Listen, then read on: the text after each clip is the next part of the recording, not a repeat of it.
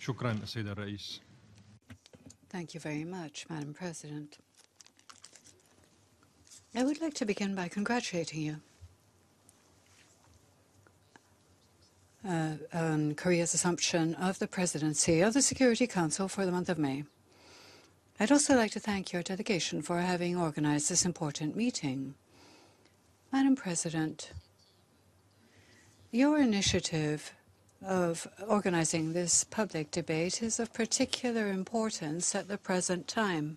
10 years ago, indeed, the Security Council adopted Resolution 1540 unanimously in the awareness of the need to strengthen efforts to maintain international peace and security and limit emerging threats. In other words, the potential acquisition by terrorist groups and non-state actors of weapons of mass destruction, their products, or their means of delivery.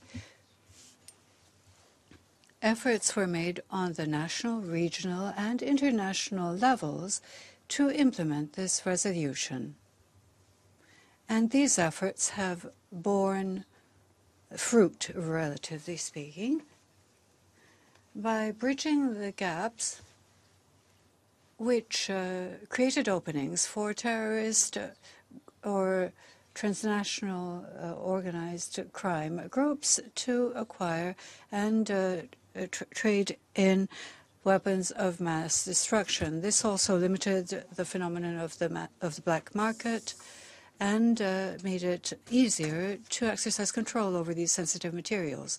However, despite all these efforts, we deplore the fact that there are still major vacuums, gaps which are used by terrorists to acquire weapons of mass destruction which they use for their criminal purposes. Even worse, we bear witness to the involvement of certain member states in providing chemical weapons and chemical ingredients to terrorist groups.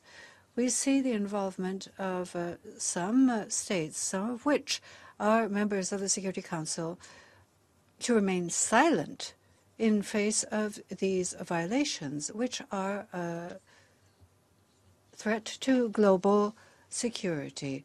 These extremely serious events are a reality, and we greatly deplore them.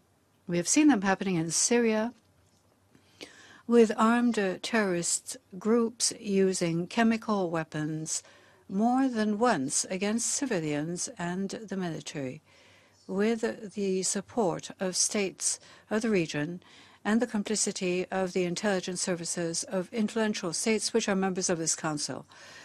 The government of the Syrian Arab Republic warned through hundreds of official messages to the Security Council and the Secretary General of the United Nations, as well as the President of the Resolution 1540 Committee, alerting them that certain states were facilitating the obtention by terrorist groups active in Syria of chemical weapons. We presented to the Security Council and the 1540 Committee a message dated December 8, 2012, and we continue to send correspondence until a letter of April 8, 2014.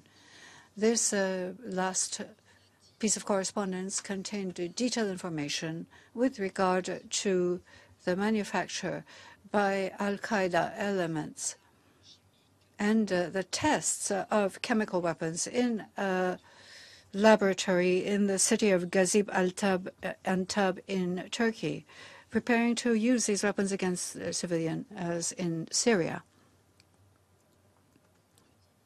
We warned of attempts to use civilian flights originating in Libya against the Syrian government. We also presented, or rather submitted, audio and video recordings which bore witness to the fact that armed groups were in possession of these chemical weapons and that they intended to use them to the Council. And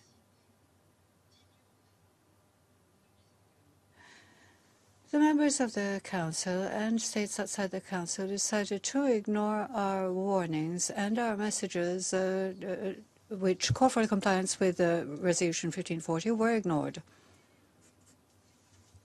The resolution which calls on member states to refrain from providing any support whatsoever to terrorist groups which attempt to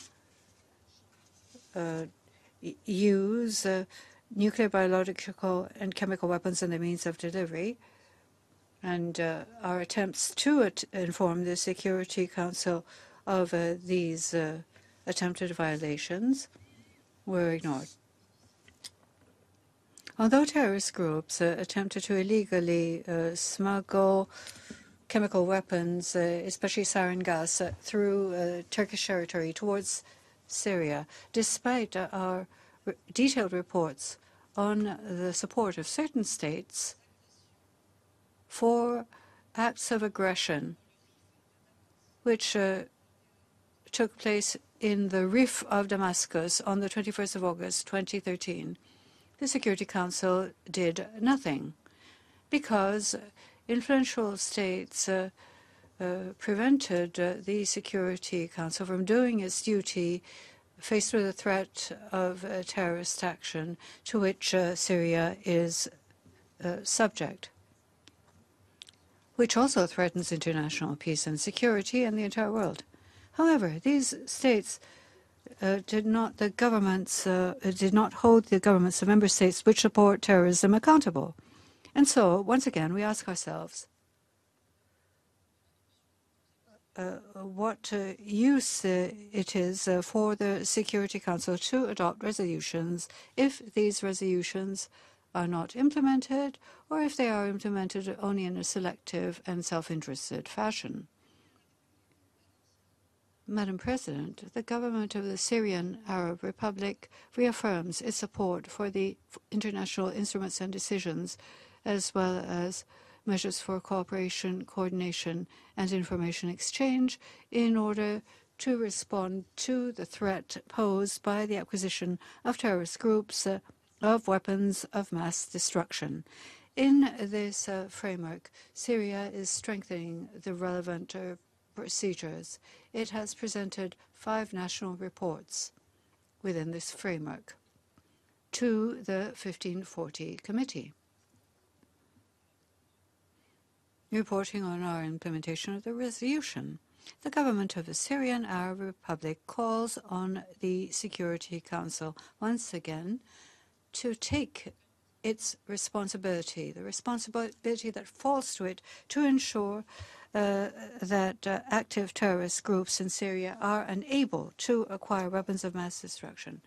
And the groups that are perpetrating terrorist actions on the territory of my country against my people, action must be taken against them in order to uphold international peace and security. Thank you, Madam President. I thank the representative of Syrian Arab Republic.